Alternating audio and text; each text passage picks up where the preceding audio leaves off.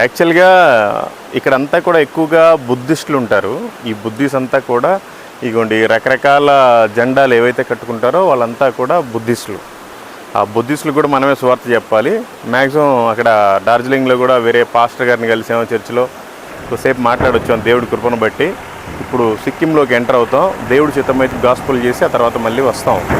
Okay, దయచేసి మీరంతా కూడా ప్రార్థించండి. ఎవ్వరూ మిషనరీస్ రావడానికి ఇక్కడ ఇష్టపడట్లేదు.